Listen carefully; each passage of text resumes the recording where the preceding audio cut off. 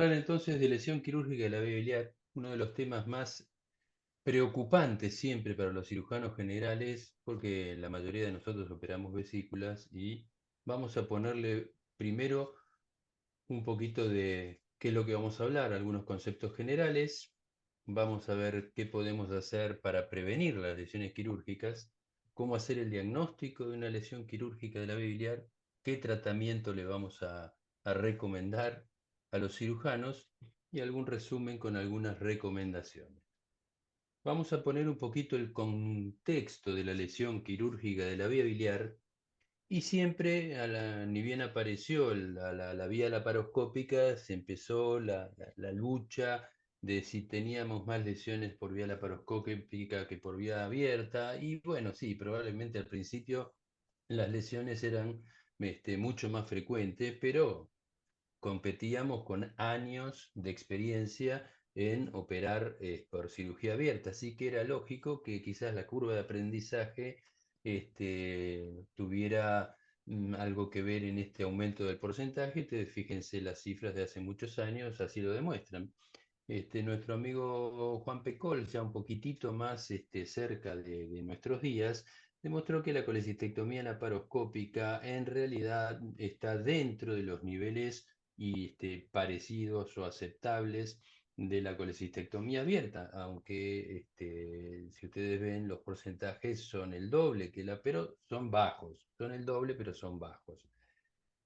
Entonces, podremos decir que aprendimos a operar la cirugía laparoscópica con poco riesgo o con el mismo riesgo que la cirugía abierta. Lo que sí todavía no baja, y por eso ya es una técnica que se está empezando a abandonar, es operar la vía biliar o las vesículas por el single port, por un solo. Surgió como una alternativa muy novedosa, muy estética, operar y aparte de cirujanos habilidosos, operar por un solo port en el ombligo.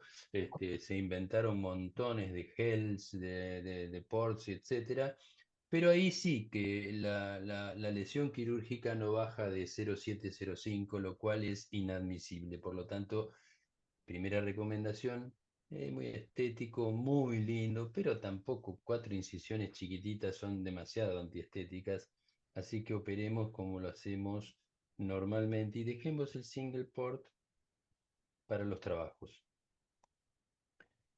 Si usted, tomando estadísticas confiables como son las de Estados Unidos, se hacen más o menos 750.000 colecistectomías laparoscópicas al año, calculen que si en la lesión quirúrgica está en el orden del 0,3-0,4%, esto significa que en Estados Unidos hay 3.500 pacientes a los cuales se le lesiona la vía biliar.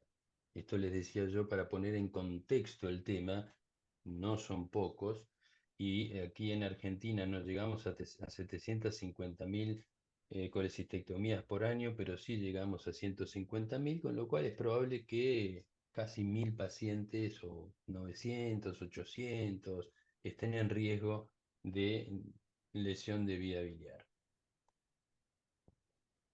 Entonces, como les decía, sí, son un poquito más frecuentes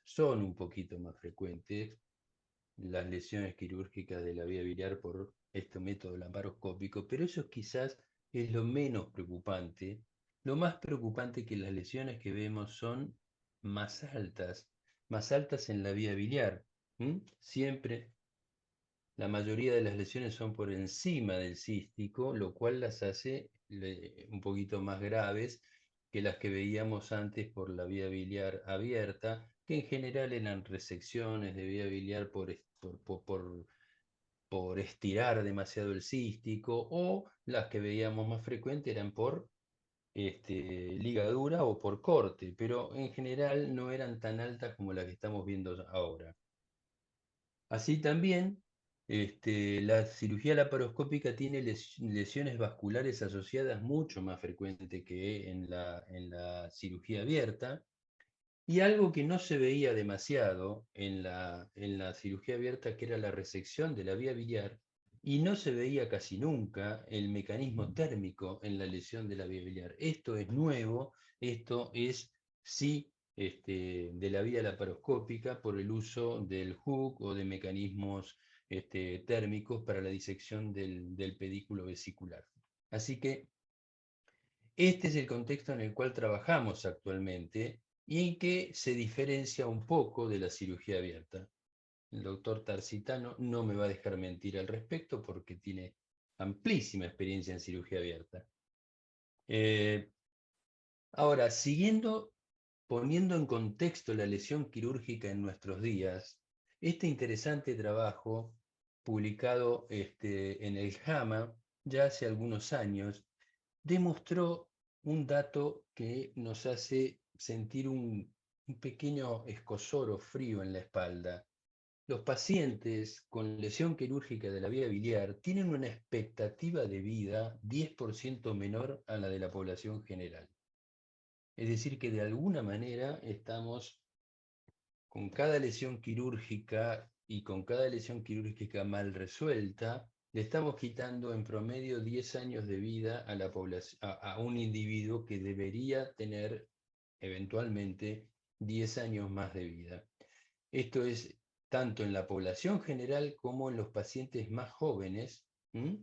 Los pacientes más jóvenes que en general son los que también se presentan con lesiones quirúrgicas. Y para seguir poniendo en contexto en los días presentes la lesión quirúrgica de la vía biliar, calculamos que la mortalidad en el primer año luego de la lesión quirúrgica llega al 6% y la mortalidad, no estoy hablando de morbilidad, mortalidad a los 5 años puede alcanzar el 15%. Esto es de Fong, está publicado recientemente en el 2018 y por eso es que tenemos que tener tanto cuidado cuando operamos la vesícula por vía laparoscópica. Entonces, vamos ahora a entrar entonces de lleno en el tema, la colecistectomía laparoscópica y las lesiones, cómo prevenirlas, y para eso debemos saber que la lesión quirúrgica de la vía biliar es una mezcla de varios componentes en las cuales tenemos que tener en cuenta ciertos factores predisponentes locales del paciente y de la patología en sí, condiciones locales, la técnica quirúrgica utilizada y el cirujano, que es el que toma y hace y maneja las decisiones que tienen que ver con esto, con los factores predisponentes, con las condiciones locales y con la técnica quirúrgica a utilizar. Factores predisponentes siempre históricamente se menciona la obesidad. Con el tiempo hemos visto que es un factor predisponente, pero no es realmente, no carga demasiado el problema.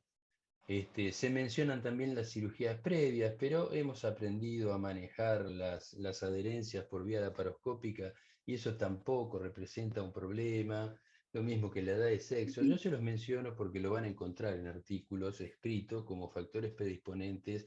Sí, que los pacientes añosos tienen más riesgo de lesión quirúrgica y las mujeres, pero creo que probablemente tengan más que ver em, con el hecho de que se operan más mujeres que varones y que probablemente en la edad adulta las condiciones a veces de la vesícula esclerotrófica, etcétera, etcétera, pueden representar cierto problema. La historia de cólicos o de colecistitis previa sí puede ser un factor predisponente que tenemos que tener en cuenta, pero como para decir, vayamos con más cuidado, mirando mejor la situación local. Y dentro de la situación local tenemos que recordar que la anatomía del pedículo biliar no es siempre la misma, sin hablar de que esto sea una anomalía, es simplemente una condición, y vamos a ver qué pasa con la condición de la inflamación local en la colecistitis. Entonces, dentro de la anatomía, recordemos que las variantes del pedículo biliar son muchas y a veces no es tan simple como el cístico, la arteria cística y la vesícula, porque la anatomía del conducto cístico puede variar, insisto, sin llegar a ser una anormalidad.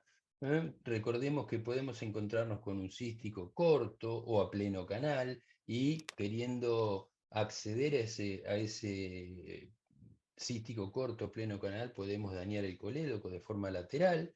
Y también tenemos que recordar que la anatomía vascular, arterial y portal también tiene variantes anatómicas normales y que nos pueden sorprender en algún momento durante la cirugía. La inflamación local, sobre todo la colecistitis aguda, recordemos que la pancreatitis aguda también puede generar cierta dificultad y la colecistectomía, la colecistitis crónica, la retracción del pedículo biliar, como decíamos antes en los pacientes añosos, también puede representar cierta dificultad, como el cálculo impactado en el cístico o en el bacinete, o directamente el síndrome de Mirici. Todas estas cuestiones debemos tenerlas en la cabeza antes de la cirugía para prepararnos, para ver lo que vamos a encontrar y saber cómo lo vamos a resolver. Para eso los estudios de imágenes son muy importantes y hoy en día, más allá de la ecografía, una resonancia tampoco se le niega a nadie para poder situarnos bien frente al problema que nos puede llegar a presentar una colecistectomía en un determinado paciente. De la anatomía, simplemente un pequeño recuerdo. Acá tienen todas las variantes el cístico y de la vía biliar. Quizás la más peligrosa a tener en cuenta es cuando el cístico no desemboca directamente en la vía biliar, sino que desemboca en el ramo posterolateral derecho del de lo que se llama el tipo 5 de Bismuth, que existe, y acá lo vemos. Esta es una colangiografía, una resonancia, una colangioresonancia que se ve la bifurcación biliar. Este es el hepático izquierdo, este es el hepático derecho, que rápidamente se bifurca en anterolateral y posterolateral, y el cístico va directamente al posterolateral. Este es el más peligroso y el que nos puede traer problemas. Si lo vimos en una resonancia, lo vamos a tener en cuenta y vamos a disecar con mayor detenimiento el cístico y vamos a estar seguros antes de clipar qué es lo que tenemos que hacer. Por otra parte, la inserción del cístico la mayoría de las veces es angular, pero también está el cístico que es paralelo al conducto biliar y esto puede traernos en la disección alguna lesión. Y sobre todo el espiral, que si bien es un 5%, recordemos que esta vueltita nos puede traer dificultades y confundir el cístico con el colédoco, como se ve acá. Acá es probable que si sacamos en este sector, encontremos que, este es el cístico y resulta que es el colédoco. Mismo en la colangiografía que muestra el cístico paralelo a la vía biliar. ¿Cuál es el cístico y cuál es la vía biliar? Este es el cístico y esta es la vía biliar. No solo pasa por detrás, sino que es paralelo. Entonces, ojo con estas situaciones. Existen. Tenemos que tenerlas en cuenta. Lo mismo dijimos con la anatomía arterial y portal. No nos vamos a detener, pero recuerden que las variaciones existen. Estudiémosla, vayamos a ver los dibujitos y sepamos que nos podemos encontrar con cualquiera de estas variantes anatómicas y tenemos que tener mucho cuidado de no lesionarlas. Dijimos que íbamos a hacer algún aparte sobre la severidad de la colecistitis aguda y el riesgo de lesión biliar, y este estudio es muy interesante, es un caso control. Nos muestra que sí, que la colecistitis aguda tiene un riesgo 2 veces aumentado respecto de los pacientes que no tienen colecistitis aguda. Esto lo traigo a colación porque también hemos escuchado un sinfín de oportunidades. No, pero en realidad la lesión quirúrgica se ve más frecuente en los pacientes con vesículas programadas sin nada de colecistitis porque el cirujano se confía. Sí, eso es cierto también, pero la colecistitis aguda representa 2 veces posibilidad de lesión de vía biliar que un paciente sin colecistitis. Y no solo eso, sino que el tipo de colecistitis, si lo dividimos por la clasificación de Tokio, fíjense que el grado 3 de Tokio de la colecistitis severa tiene una posibilidad de incremento del riesgo 8 veces, 8 veces respecto de Salud por el respecto coso. del. ¿Podemos apagar los micrófonos? Porque me molestan en el oído. ¿Puede ser? El que tiene. Agustín, cerrá todo y que Gustavo se vuelva a conectar. No, esto anda para el orto. ¿Por qué no me conecta? Agustín, Se escucha, chicos. cerrá todos los micrófonos y que Gustavo prenda el suyo. ¿Estamos? Ahí estoy cerrando.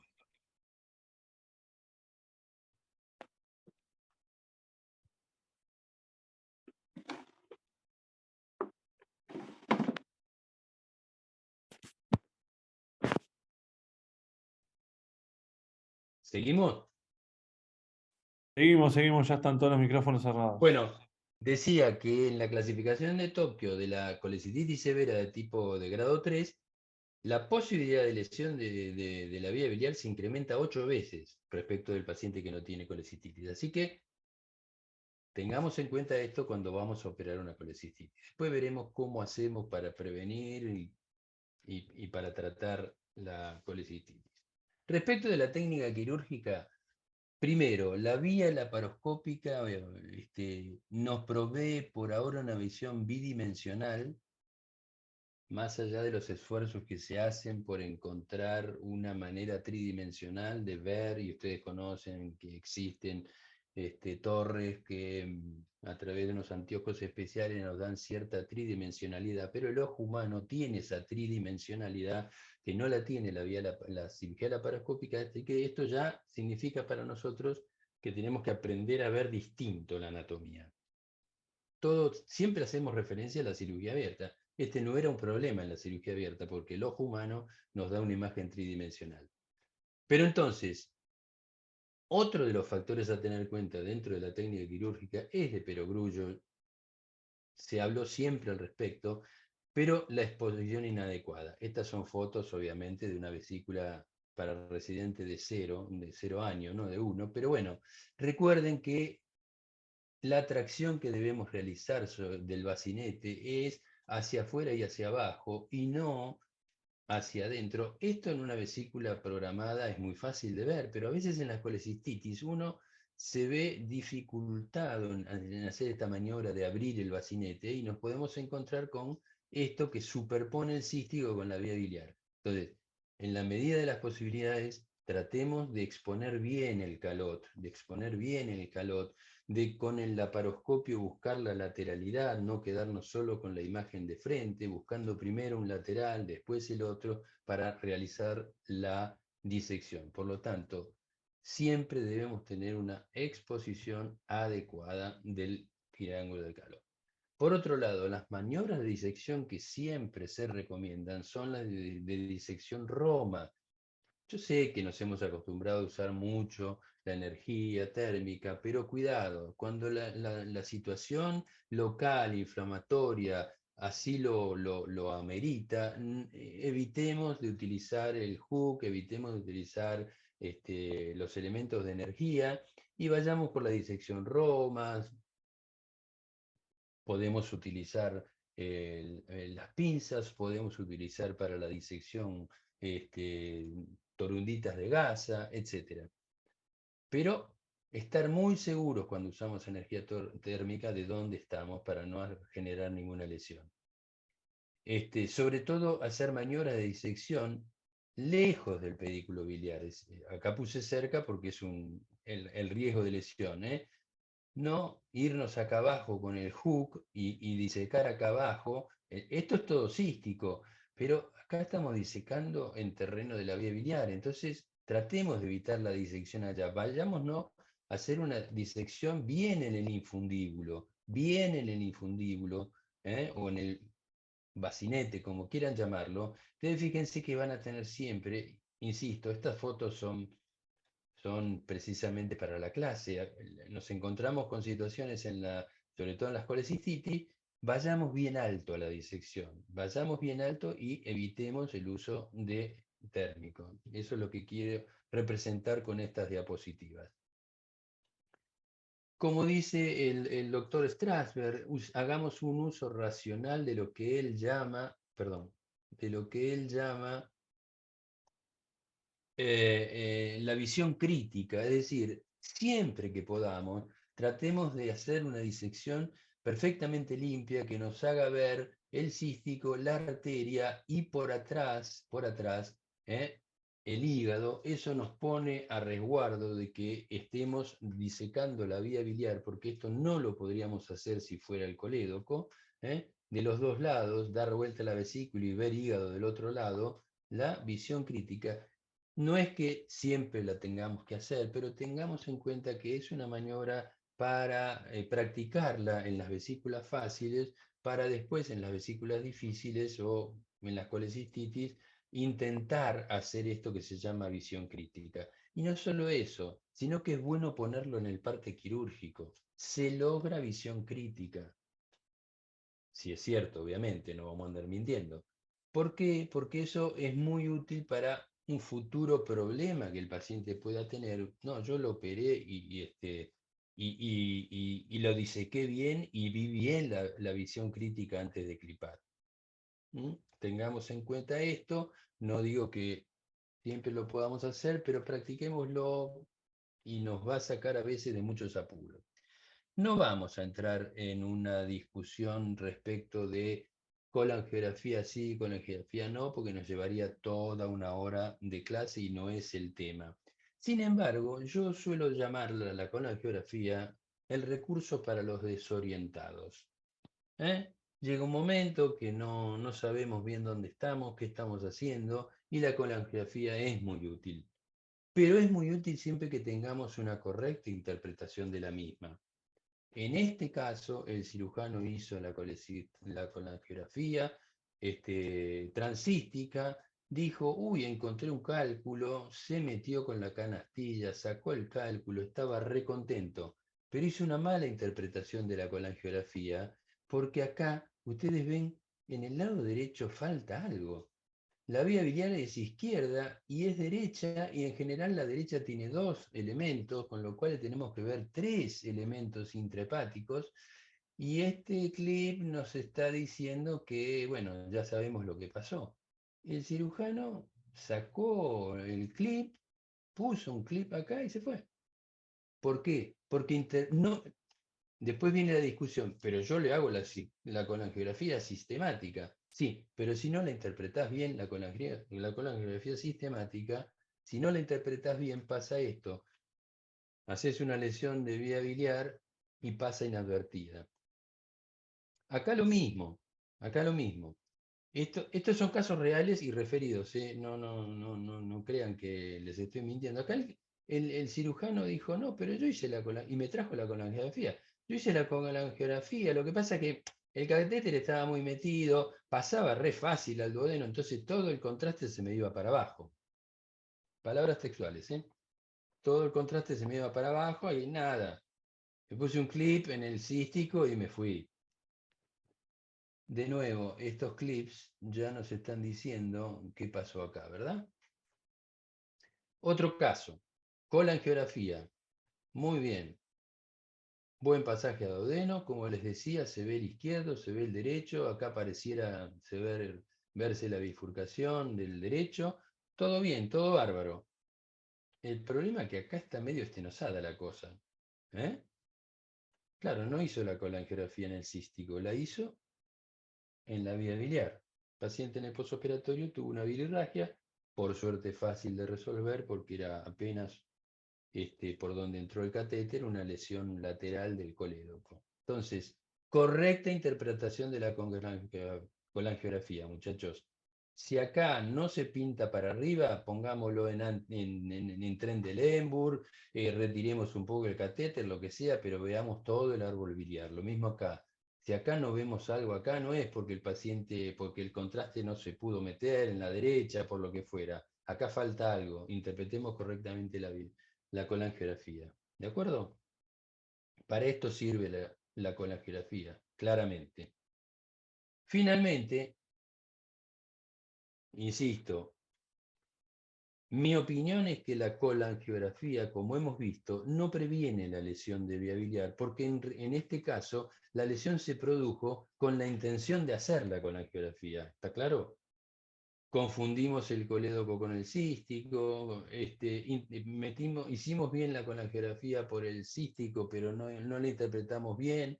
Entonces, la colangiografía, el hecho de hacerla de manera sistemática, probablemente no prevenga todas las lesiones. Es más, creo que previene muy pocas.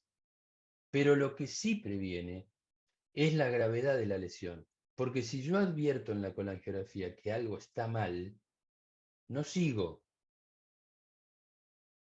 Si vos confundís el colédoco, el cístico por el colédoco, esos pacientes en general terminan en resecciones de vías biliares, porque este es el cístico, vamos, disecamos para arriba, vamos, y la lesión es de una gravedad que antes no veíamos. ¿Está claro este concepto? Bien, hablamos de los factores predisponentes, de la técnica quirúrgica y de las condiciones locales, pero todo finalmente concluye en el cirujano y sus decisiones.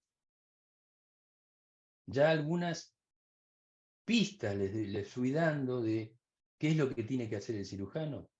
Pensar bien el paciente, estudiarlo previamente. No es lo mismo el paciente con colecistitis aguda que programado. No es lo mismo un paciente programado con una vesícula esclerotrófica que una vesícula simple. No es lo mismo la pancreatitis aguda, etcétera, etcétera. Estudiémoslo bien al paciente, tengamos en cuenta que la anatomía no es siempre la misma. Todo esto recae en el cirujano y lo tenemos que tener en la cabeza. Pero ahora viene el momento más difícil de entender. ¿Por qué, a pesar de todo esto y que el cirujano lo tiene en cuenta, y aún los buenos cirujanos, todos, en algún momento hemos tenido algún problema con la vía biliar o hemos tenido que resolver algún problema de un colega de la vía biliar? Bueno, fundamentalmente porque todo procedimiento necesita una curva de aprendizaje. Esta curva de aprendizaje tiene que ser hecha de manera generosa y con alguien con experiencia que nos supervise. En el hospital Fernández prácticamente el 90% de la patología la operan los residentes, pero siempre con la supervisión de un cirujano de planta. Nunca operan solos o ayudados por el jefe residente. Esto es importante porque la curva de aprendizaje es real, existe y todos la hemos tenido que sufrir. Fundamentalmente, ojo con el exceso de confianza o la fatiga. Ponemos cuatro colecistectomías a la tarde en el sanatorio a partir de las 4 de la tarde, son las 9 de la noche y todavía estamos operando, y en ese caso nos tocó el más difícil, la colecistitis crónica, etcétera, etcétera. Entonces, si estas cosas las podemos obviar, y el exceso de confianza ni hablar. Hay que operar todas las vesículas como si fuera la más importante. No, esta es fácil, la saco de taquito. Entonces, todas estas cosas se pueden evitar. Fundamentalmente, y esto lo ponemos en resaltado, durante mucho tiempo, al principio de la cirugía laparoscópica, la conversión fue mala palabra. Convertir una colecistectomía laparoscópica era de cirujanos mediocres. Yo creo que convertir una colecistectomía laparoscópica en cirugía abierta no es de mediocre, es de cirujano inteligente que preserva la vida de su paciente. Así que no tengamos ningún miedo en convertir un paciente si creemos que por vía laparoscópica no lo podemos resolver. Y finalmente, el tema más, digamos, difícil de entender, que es el tema de la percepción. El tema de la percepción de lo que estamos viendo. Yo, al que le interese este tema en particular, les recomiendo este artículo, escrito por Lawrence Weil, que de esto sabe muchísimo, de la Universidad del Sur de California, San Francisco, que trata de explicar cómo son los factores de la perspectiva psicológica, de los factores cognitivos, es decir, cómo es que nosotros vemos las cosas. Nosotros dependemos de la vista, que es un sentido que, si ustedes lo piensan, procesa imágenes a una rapidez prácticamente imposible de entender, porque lo que vemos, lo vemos instantáneamente y todos lo vemos igual, ¿eh? No es como cuando vemos el partido de la selección, que yo lo veo por cable y el otro lo ve y el otro evita el gol antes que yo. No, todos vemos lo mismo al mismo tiempo y esto tiene que ver con lo que se llama la percepción heurística, en la cual intervienen muchísimos factores, pero uno de ellos es todo lo que el cerebro nuestro recibe y se mezcla con el subconsciente de las lesiones aprendidas, es decir, esto que se parece a las cuatro patas de un banco, ya sé que son cuatro patas de un banco, entonces no hay un procesamiento de eso que estoy viendo, sino que instantáneamente lo que estoy viendo en el cerebro se traduce en que esas son patas de una silla, cuatro patas de una silla, porque ya anteriormente las he visto. Sé que esto es muy difícil de explicar, pero me gustaría que prestemos atención a lo que dice este artículo y me voy a permitir leerlo para no confundirlos. Los errores que conducen a lesiones laparoscópicas de las vías variables se deben principalmente a la percepción errónea de lo que estamos viendo, no a errores de habilidades. Los cirujanos, todos después de la curva de aprendizaje, sabemos operar, sabemos lo que tenemos que hacer. Tampoco tiene que ver con el conocimiento o la decisión que tenemos. La percepción de lo que vemos puede jugarnos una mala pasada. Y eso no solo eso, sino que la percepción fue tan convincente que lo que estamos viendo es el cístico y no la vía biliar, y por eso lo clipé y lo resequé. Los cirujanos no reconocieron el problema. Y aun cuando se identificaron irregularidades, esto lo vemos a diario en la consulta. Bueno, me mandaste el paciente con la lesión de biliar. Decime, ¿qué es lo que viste? No, y sigue convencido de que lo que vio era lo que vio, y porque no hay una realimentación correctiva. Porque esto es característico del pensamiento humano bajo suposiciones firmes. Estos hallazgos ilustran la complejidad del error humano en la cirugía y a la vez proporcionan información. Demuestran que la atribución automática de las complicaciones técnicas a factores de comportamiento se basan en el supuesto de que el control es probable y esto sea un error. A ver si ponemos un ejemplo para entender qué es lo que pasa. Muchos de ustedes están viendo 3 Pac-Man en las orillas, con un triángulo cortado en sus lados, casi a la altura del medio, perfectamente geométrico. Pero otros probablemente estén viendo un triángulo blanco apoyado sobre 3 círculos negros y sobre un triángulo perfectamente hecho, pero el triángulo blanco está apoyado. Lo peor de todo es que ambas percepciones son reales. Aquel que percibe los 3 Pac-Man con el triángulo cortado y aquel que ve el triángulo blanco apoyado sobre los 3 Pac-Man y el triángulo. Esto se llama triángulo de Canisa. Está muy estudiado en psicología y tiene que ver con esto.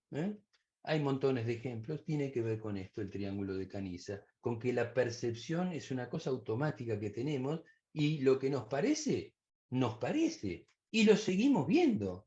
Y a veces lo que yo les digo, no, pero no son 3 Pac-Man, sino que son un círculo entero, no lo podemos llegar a ver porque nuestro cerebro no lo termina de procesar. Y por eso es que seguimos insistiendo en que la percepción errónea no fue mal interpretada porque no hay esta retroalimentación correctiva. Y lo peor de todo, como ya les mencioné, es que las dos percepciones son reales. Las dos percepciones son reales. De manera tal, la percepción hace que el proceso sea vulnerable a la creación de imágenes falsas. Y nuestras mentes conscientes están sometidos a construcciones heurísticas subconscientes. Bien. Y contra esto, ¿qué hacemos? ¿Cómo nos preparamos? Bueno, acá es muy importante entender que el cirujano no opera solo, opera con ayudantes. Y es muy importante que el ayudante también vea lo que está haciendo el cirujano y le diga, no, doc, por ahí no quiere ir por otro lado. Y que el cirujano entienda que su ayudante tiene otra percepción de la que él tiene y lo haga parar y mirar bien las cosas y empezar por otro lado y atacar la cuestión por otro lado. Muy importante, sobre todo para los cirujanos que creen sabérselas todas. Aún un chico que recién empieza puede llegar a decirle al cirujano, no, doc, yo no iría por ahí. Y el cirujano también sería de buena regla que en algún momento le diga, che, ¿te parece esto a vos? Como me parece a mí, seguimos por acá, vamos sin ningún temor y con mucha modestia de parte del que está operando. Vamos a poner otro ejemplo de percepción heurística y me van a permitir mostrar la foto del estadio Giuseppe Meazza de Milán, donde nuestro querido Lautaro sigue haciendo goles como siempre, desde siempre. Y ustedes fíjense qué pasa, es tan moderno, pero tan moderno el estadio Giuseppe Meazza, que las rampas de acceso giran para hacer menos gravoso el hecho de caminar, subir y bajar para ir a las gradas.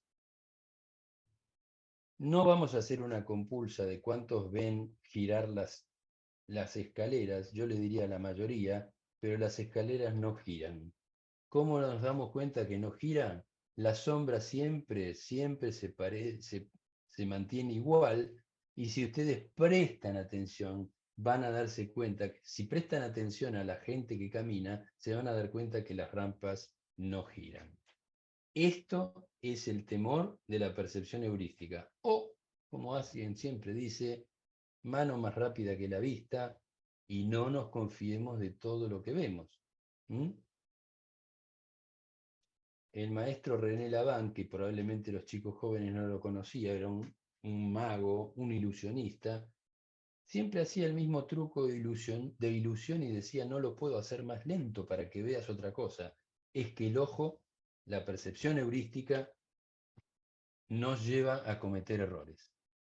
Bueno, disculpen que haya hecho esta digresión tan importante en este tema que a mí me apasiona, porque es la explicación de por qué las lesiones quirúrgicas siguen existiendo. Por la percepción. Contra eso tenemos que luchar. Bien, ahora vamos a entrar a un tema un poquito más clásico de la descripción de las lesiones quirúrgicas, que como es el mecanismo lesional. El mecanismo lesional puede ser directo: tracción excesiva, desgarro del cístico, la famosa tienda por tirar demasiado. Resulta que vamos con el electrobisturí o directamente clipamos, y como tiramos demasiado con la tienda, clipamos el colédoco, hacemos secciones parciales o la resección. Todos estos son mecanismos directos. Tenemos también el mayor mecanismo directo del cual tenemos que tener cuidado es del clipado o de la ligadura parcial o total. Veamos que acá hay una muy excelente disección. Esto es todo vía biliar, el cístico está ahí, pero ahí hay un clip que está mordiendo el hepático derecho. Seguramente era aquella conformación, como veíamos, del cístico drenando en el hepático derecho directamente, o en el posterolateral. Clipamos ahí, este clip está mordiendo la vía biliar y eso seguramente le va a traer algún problema. La sección parcial o total también es un problema, y como les había explicado,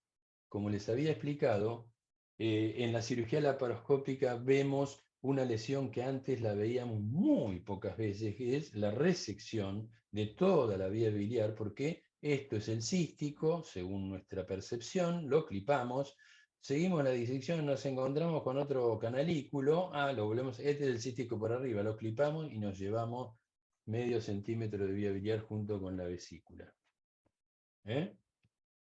Ojo cuando clipamos el cístico distal, creyendo que es el cístico en la vesícula, ya habíamos clipado, perdón, proximal a la vesícula, distal a la vía biliar, y encontramos un tercer conducto.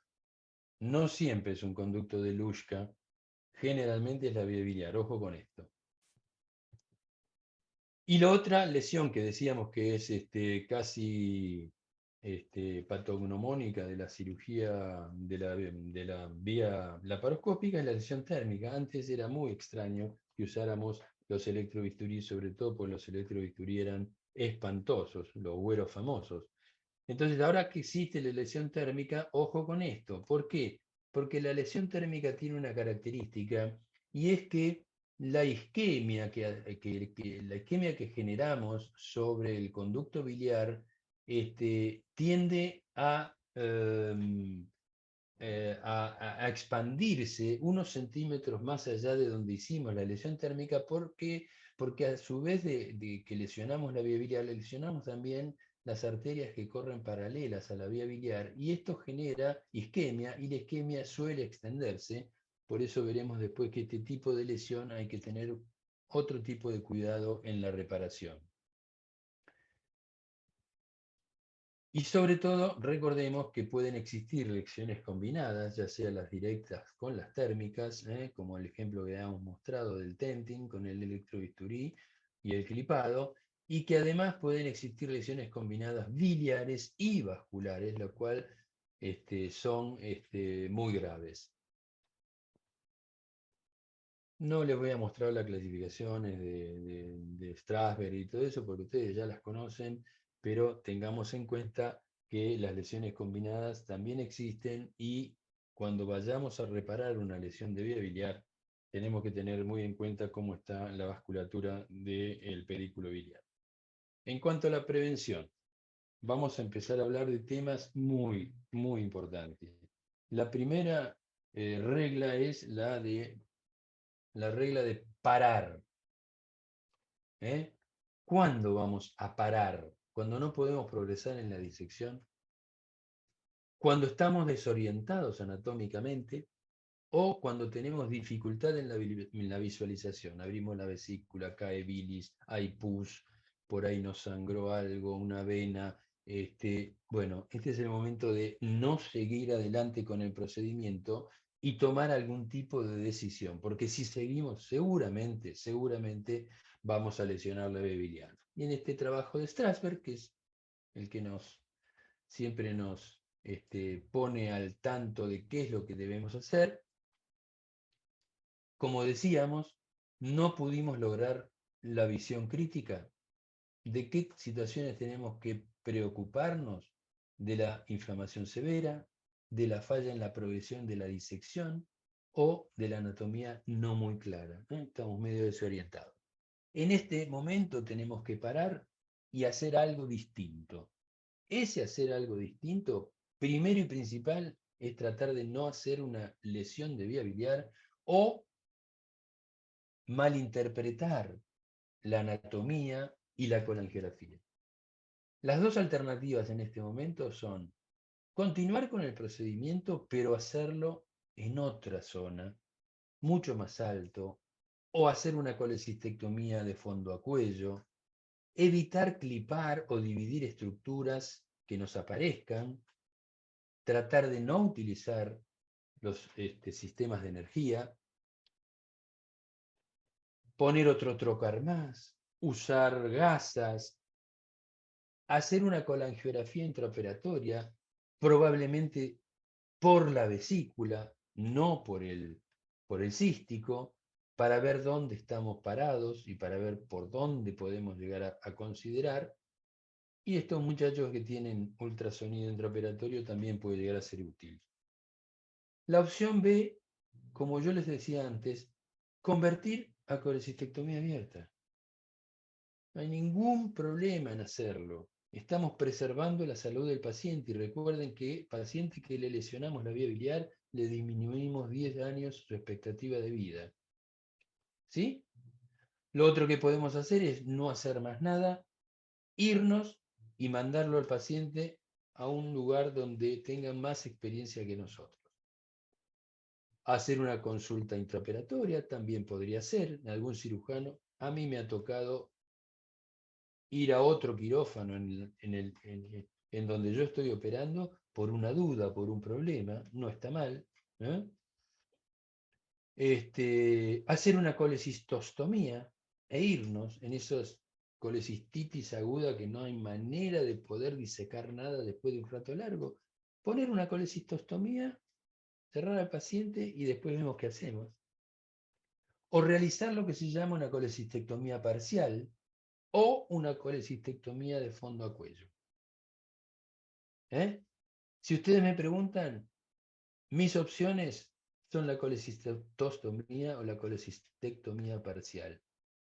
Y sobre todo, llegado a este punto, mis opciones son esta, no esta. Esta es para cirujano muy avesado en la vía biliar. Pero para un cirujano general, esta opción es la más adecuada. Convertir, o si no, hacer una colecistostomía o una colecistectomía parcial. No es invento nuestro. El amigo Hans Kerr ya hace muchísimo tiempo se encontró con lo mismo y seguramente deben haber roto muchas vías biliares. Entonces el Kerr recomendaba ya en 1898 hacer una colecistectomía parcial, dejar la pared posterior pegada al hígado y parte de la vesícula cercana al cístico, sacar los cálculos, drenar e irnos. Suturó el remanente de la vesícula sobre sí mismo, etcétera, etcétera, etcétera, drenó y se fue. En los casos de inflamación del triángulo hepatocístico, dice, esta manera de remover la vesícula es muy apropiada, es posible, y sin meterse ahí en el triángulo de Calot donde podemos hacer lío. Privan lo mismo, esto se los muestro más que nada para que vean los trabajos originales de Privan de la colecistectomía parcial. Privan ligaba el cístico, para lo cual uno se pregunta, si ligaste el cístico, ¿por qué no le sacaste toda la vesícula? Pero bueno, es la descripción original. Tengamos en cuenta. Después que le dejaban la pared posterior con una especie de electro que tenían en aquella época, le quemaban toda la mucosa de la vesícula y algunas veces también suturaban, como decía Hans Kerr, como decía, suturar el remanente vesicular y se acabó. También tenía su técnica de colecistectomía, para evitar el sangrado del borde le hacía todo un surjet al borde de la vesícula que quedaba. Esto es histórico, pero a veces es lindo ver estas imágenes de antaño, cómo lo hacían. Strasberg toma todo esto y lo sistematiza de manera tal que él dice, tengamos en cuenta que existen dos maneras de resolver una colecistitis, una colecistectomía difícil, la fenestración o la reconstitución. La fenestración, ¿qué es? Sacar la pared anterior, dejar lo menos posible de pared pegada al hígado, ir al cístico, hacer como una especie de jareta para cerrarlo, hacer una especie de jareta, cerrarlo, dejar toda la pared.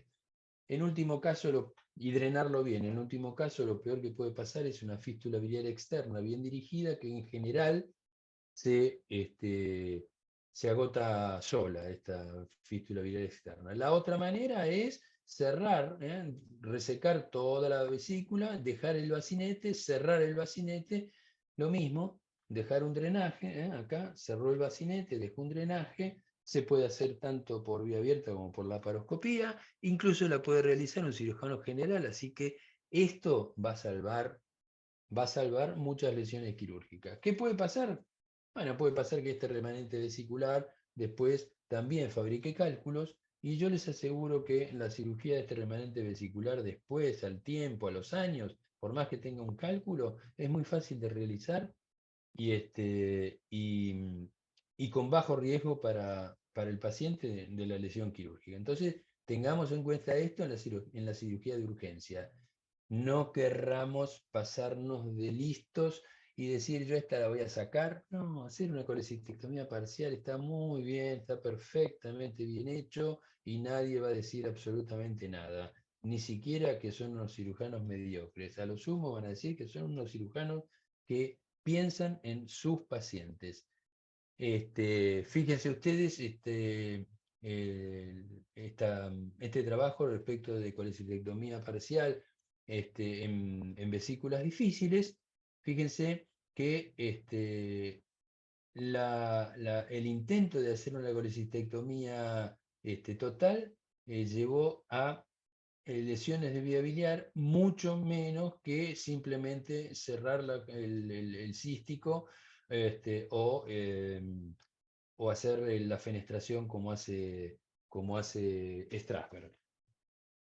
Ok, a pesar de todo esto, llegamos al punto en que la lesión quirúrgica se produjo. Entonces viene la etapa del diagnóstico de la lesión quirúrgica. Claramente hay dos situaciones. Podemos darnos cuenta en el intraoperatorio o no nos damos cuenta y el diagnóstico es más tardío. ¿Cómo nos damos cuenta en el intraoperatorio? Nunca subestimemos una bilirragia. Nunca. Nunca subestimemos una bilirragia. Los canalículos en el hígado, en la pared posterior de la vesícula, lo que llamamos Luschka, existen.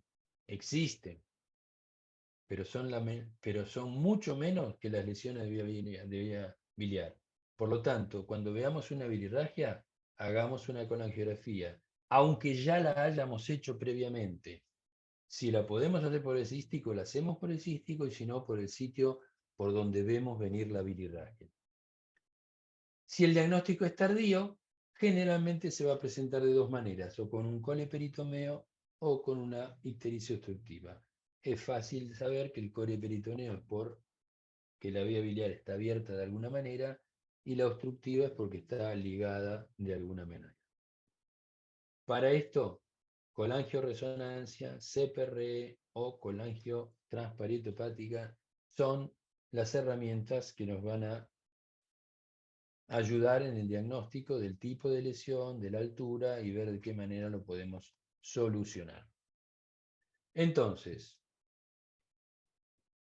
si tenemos en cuenta el momento en que hacemos el diagnóstico, podemos decir que hay un momento que es en el intraoperatorio, hay un momento que es en el posoperatorio temprano, que va muy de la mano del intraoperatorio, y hay uno que es en el posoperatorio tardío. Más de 7 días ya lo consideramos posoperatorio tardío, con lo cual la manera de resolverlo va a estar de acuerdo a esto y no a esto. Por más que digamos, tardío, 7 días. Sí, tardío, 7 días. El diagnóstico intraoperatorio, entonces, dijimos, bilirragia, colangiografía. Si hacemos el diagnóstico intraoperatorio, podemos intentar hacer lo que se llama la reparación temprana. ¿Cuándo? Cuando tenemos una sección parcial o total sin lesión térmica, podemos hacer una pequeña sutura de la lesión coledociana con una buena técnica, o si la situación se nos presenta un poquito más grave, un agujero importante en la vía biliar, podemos hacer algún tipo de anastomosis con o sin drenaje de la vía biliar. Ahora, si estamos descubriendo en el intraoperatorio que hicimos una resección o una lesión térmica, acá la resolución va a depender de la experiencia del cirujano. Un cirujano sin experiencia, la recomendación nuestra es drenen, si es posible, la vía biliar y drenen bien la cavidad, transformen este problema en una fístula biliar externa lo mejor dirigida posible. Un cirujano experimentado puede ampliar los márgenes y hacer un hepático de ayuno anastomosis. Lo puede hacer por vía laparoscópica, lo puede hacer por vía abierta, depende de la experiencia que realmente tenga ese experimentado cirujano. ¿Pasa esto? Sí, pasa esto. En la situación que les comenté, de que yo estaba operando en un quirófano y me llaman del otro, bueno, terminé haciendo un hepático de ayuno anastomosis en una lesión de vía biliar bastante alta. Y el paciente anduvo muy bien. Las consideraciones que vamos a tener para la reparación temprana, primero es el mecanismo de lesión, es decir, que no sea un mecanismo isquémico, es decir, tenemos que tener en cuenta que no haya lesión vascular asociada y que no sea una lesión térmica. Por otro lado, que las condiciones locales sean en un tejido sano, que no haya inflamación local, que no haya peritonitis. Si estamos haciendo una cirugía de colecistitis aguda y advertimos una lesión de vía biliar, es probablemente difícil que podamos hacer la reparación inmediata, temprana, durante el mismo acto quirúrgico. En este caso recomendamos drenar. Y de acuerdo a las condiciones del paciente, el paciente no debe ser un paciente séptico, con lo cual en algunos pacientes con colecistitis de tipo 3 de Tokio, tampoco hagamos demasiado esfuerzo en resolverlo el paciente en el intraoperatorio. Además, si hay cierta estabilidad hemodinámica, tampoco es recomendable. Drenaje, buen drenaje, nos vamos y después vemos qué hacemos. Acá está un poco el algoritmo que ustedes ya conocen y del cual hemos hablado recién. Esa es la presentación que hizo Pecol con la gente del Italiano y Eduardo de Santibáñez. ¿Cuál es la guía? Les traje el artículo para ustedes que lo quieran leer. Saquen bien la referencia. Esto está en el HPV, en la revista HPV. Más o menos es lo que hemos hablado recién. No vale la pena repasarlo. Insisto, les traje el artículo para que si alguno está interesado en leerlo, o si no lo leyó ya, todo lo que hemos dicho hasta ahora está muy bien explicado en ese artículo. Bien, si el diagnóstico lo hacemos en el postoperatorio, la situación, como dije antes, es que nos vamos a encontrar o con un viloma intrahepático, o con un coleperitoneo, o con una ictericia. El tratamiento inicial del viloma es el drenaje percutáneo. Y por ahora nada más. El del coleperitoneo, lavado de cavidad y drenaje. Esto se puede hacer incluso por vía laparoscópica, una relaparoscopía, más allá del 7º día, el 10º día. Hacemos una relaparoscopía, separamos bien las pequeñas adherencias que se forman, y lo único que nos vamos a preocupar es de hacer un muy buen lavado de cavidad, una colangiografía si podemos, si está accesible. Si la cosa está muy mantecosa, muy inflamada, no toqueteemos demasiado, porque con la colangiografía, por querer hacer una colangiografía, a veces agravamos la lesión biliar. Preocupémonos de lavar bien la cavidad y hacer un muy buen drenaje, de manera tal de que no quede ninguna cavidad intermedia séptica con bilis que pueda impedir que se desinflame todo el pedículo biliar para hacer una adecuada reparación después en el postoperatorio. Y en la ictericia, el tratamiento endoscópico percutáneo es el tratamiento inicial con la intención, todas estas maniobras, la intención que tienen es la resolución del proceso inflamatorio local para después ir a una reparación quirúrgica definitiva como es la hepático yeyuno anastomosis. Es verdad que hay algún tipo de lesión muy pequeñas, coledocianas, laterales, que se pueden resolver con un stent endoscópico, estamos de acuerdo, pero en líneas generales la recomendación es lavemos bien la cavidad, drenémosla, o pongamos algún tipo de stent percutáneo, endoscópico para tratar la ictericia, reducir la inflamación local y después dedicarnos a una reparación quirúrgica más adelante. Como decíamos, en el diagnóstico postoperatorio tardío, ya sea ictericia, coleperitoneo, tengamos en cuenta la colangioresonancia para el diagnóstico y la TAC para ver si existe o no una lesión vascular concomitante. La reparación que le vamos a proponer a este paciente, que ya probablemente lo hayamos sacado de la inflamación con las maniobras anteriormente descritas, y pensemos que la reparación definitiva la vamos a desarrollar más allá de la 6ª semana. Mientras tanto, a través de un drenaje percutáneo endoscópico, tratar la colangitis, tratar la malnutrición. Estos pacientes con diagnóstico tardío de lesión quirúrgica la mayoría, por no decir todos, vienen malnutridos, con tratamientos antibióticos, con drenajes inapropiados o no del todo efectivos. Por eso les digo, primero aboquémonos a esto y dejamos la reparación para más allá de la 6ª semana. ¿Qué tipo de reparación? Si no hay lesión vascular, un hepático yeyuno anastomosis, a lo que hepquinó extendida al hepático izquierdo. Y cuando hay lesión vascular, también podemos hacer un hepático yeyuno anastomosis más allá de la lesión vascular, o en algunos casos tenemos que ir a la resección hepática. Casos graves de lesiones quirúrgicas inadvertidas durante muchos meses ya pueden presentarse a la consulta con cirrosis, y por eso, lamentablemente, todavía hay muchos artículos que hablan de trasplante hepático en la lesión quirúrgica de la vía biliar. Entonces, ¿cuál va a ser el momento ideal de la reparación? Antes de los 7 días es un buen momento para repararla. Entre los 7 días y los 3 meses es un mal momento. Los tejidos están muy friables. Probablemente existan colecciones supuradas, agudas, vilomas, que todo eso debe ser resuelto antes de hacer una cirugía adecuada de reparación definitiva.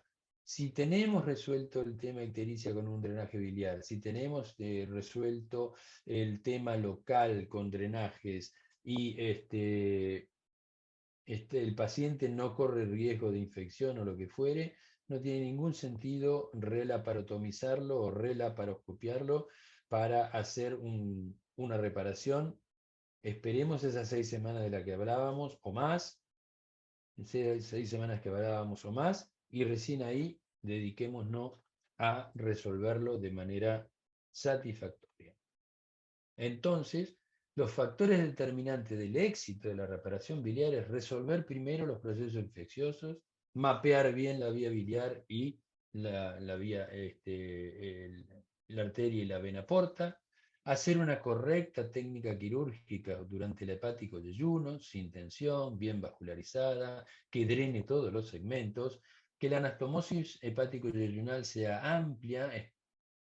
Ideal sería la hepquinó extendida al hepático izquierdo. Obviamente esta es una cirugía para un cirujano experto en cirugía biliar, y como les vuelvo a insistir, o lo hacemos antes del 7º día o esperar entre 6 a 8 semanas cuando todo esto ya esté resuelto. Hay veces en que hay que recurrir a cuestiones mucho más importantes que una simple hepático yeyuno. Sí las hay. Hay veces que tenemos que ir a la resección hepática, y esto se va a ver cuando haya una afectación de algún lóbulo o atrofia del mismo que genera colangitis a repetición, o cuando hay una lesión vascular y biliar asociada que nuevamente genera afectación lobar, atrofia con colangitis a repetición, o cuando hay un lóbulo y vía biliar remanente adecuado. Es decir, podemos hacer una resección hepática siempre y cuando haya un lóbulo y vía biliar remanente adecuado, como pasa en cualquier tipo de hepatectomía.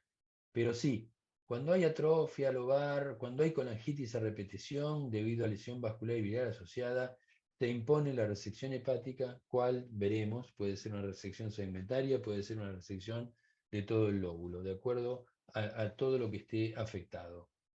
¿Hay pacientes que superan todas estas y necesitan indicación de trasplante hepático? Sí. Aquellos pacientes cuya lesión haya pasado inadvertida durante mucho tiempo y cuando se presentan a la consulta ya están cirróticos, con ascitis intratable, con ictericia progresiva, con colangitis a repetición, con prurito intratable, con sangrado varicial o pobre calidad de vida, o ya con una cirrosis biliar secundaria desarrollada. Todas estas son indicación de trasplante hepático. Y lamentablemente, como les digo, todos hemos trasplantado hígados por lesión quirúrgica de la vía biliar, y en general son pacientes con una mortalidad post-trasplante muy alta. Les diría que 50% o más, en todas las series. Está muy de moda resoluciones mini invasivas, endoscópicas, etcétera, etcétera. Y en este punto, si bien hay avances en los tratamientos endoscópicos, si hay nuevos materiales, tenemos que saber que el tratamiento endoscópico de las lesiones quirúrgicas son un muy buen procedimiento que ayuda a la resolución definitiva, pero en muy pocos casos resultan efectivos para una resolución definitiva. Yo les contaba el caso de la lesión, de una pequeña lesión lateral de colédoco que a veces simplemente con un stent se resuelve. Hoy en día hay muchos tipos de stent biliares que son muy bien tolerados, hay stent que se ponen y se sacan, en fin, no vamos a negar que la endoscopía en el diagnóstico y algunas veces en el tratamiento de las colangitis, etc. Sin embargo, en este muy buen trabajo del 2018 del Journal American Cancer Surgery, una cantidad de nenes que recién empiezan en esto, como Fong, Henry Pitt, Steven Strasberg, fíjense, ¿no? Lilemo, gente que tiene muchísima especialidad, muchísima experiencia, demuestran que si uno analiza los resultados de la resolución definitiva de una lesión quirúrgica por vía endoscópica o por vía quirúrgica, claramente la vía quirúrgica tiene mucha mejor resolución y mucho más intervalo libre de resolución, que el tratamiento endoscópico, ya sea percutáneo o endoscópico. Así que ustedes fíjense que si la hepático de ayuno bien hecha puede tener un problema, pero llega un momento que se ameseta y ya el paciente queda bien y no tiene ningún problema. Perdón, este es el que les mostraba que sea meseta. Lo que este gráfico está mostrando son los costos que muchas veces los endoscopistas nos dicen que es mucho más barato hacer una endoscopía y poner un stent que operarlo al paciente. Bueno, acá está bien mensurado los costos y cada puntito de estos refleja la cantidad de veces que tuvieron que hacerle un procedimiento al paciente, con lo cual incrementa los costos. En cambio, la hepático de ayuno, una vez que lo operaste, gastaste toda la guita, pero después no gastaste nunca más un peso, en el que anda bien, que es más del 90% de los pacientes cuando esto está bien hecho. Y por otra parte, los resultados demuestran que es estadísticamente significativo que la cirugía es mejor que cualquier tratamiento endoscópico. Que no lo escuchen nuestros amigos endoscopistas y mínimo invasivos, cirujanos mínimo invasivos, pero esto es así. La cirugía tiene un costo, claro. Reoperar a un enfermo no es lo mismo que hacer algo mini invasivo, pero tanto los resultados como lo monetario habla a favor de la cirugía. Entonces, un poquito ya entrando en lo que son los resúmenes de todo lo que hemos estado hablando, tratemos de lograr la visión crítica para ir con una anatomía segura y bien identificada, reconocer los lugares de peligro y saber cuándo parar, como dijimos, y por otra parte, cuándo es necesario, cuándo estamos en condiciones de hacer una resolución completa de la cirugía de manera segura. De esta manera vamos a realizar una colecistectomía laparoscópica segura. Estos tres conceptos deben estar en nuestra cabeza siempre cuando operamos una vesícula biliar. Entonces, para finalizar, la lesión de la vía biliar genera incertidumbre sobre la calidad y esperanza de vida de un paciente. La enseñanza debe estar orientada a tomar la decisión adecuada en el momento adecuado. No hace falta ser un cirujano biliar experto para resolver bien un momento crítico. Y en esta charla hemos aprendido estas tres cosas. No tener miedo si la cosa viene fulera, saber parar a tiempo, tomar la decisión adecuada, convertir puede ser una decisión adecuada, Una colecistostomía puede ser una decisión adecuada, una colecistectomía parcial puede ser una decisión adecuada, porque lo importante es la calidad y esperanza de vida del paciente, no lo que vayan a decir de nosotros porque convertimos o no realizamos la colecistectomía completa. Y como les vuelvo a enfatizar, no hace falta ser un cirujano biliar experto para resolver bien estos momentos críticos. Y siempre, siempre, siempre debemos tener un cirujano HPV amigo y sobre todo tener su número de teléfono.